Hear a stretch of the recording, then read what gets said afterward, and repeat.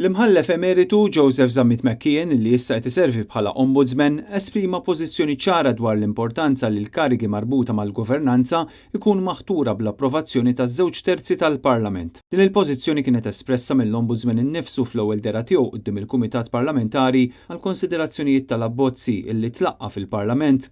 Il-Kumitat fil-fatt iddiskuta l-Ombudsman illi analizza l-ħidma tal-aħħar sena. Fl-introduzzjoni tiegħu l-Ombudsman qal illi hemm bżonn aktar kuntatt bejn l-uffiċċju tal-Ombudsman u l-Parlament u rimarka l-fatt li fir-rapport annwali tal-2022 kien innotat li n-numru ta' nies li rikorrew għand l-Ombudsman naqas.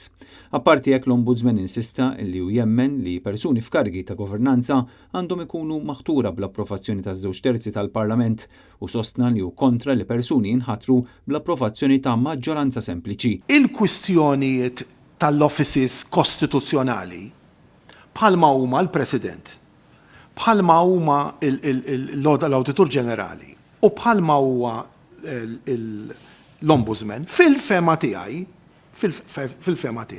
għandhom jiġu dejjem regolati bid-2 terzi. Il-Partit Nazzjonalista qabel mal-Ombudsman kif id-Deputat Nazzjonalista David Agius qal li hu importanti li tmexxija tal-uffiċċju tal-Ombudsman u uffiċċji oħra jinħatru bl-approvazzjoni taż-żewġ terzi tal-Parlament u propona li l-laqgħat mal-Ombudsman jibdew isiru aktar spissi minn darba fis-sena u appella sabiex l-uffiċċju tal-Ombudsman jissaħħaħ.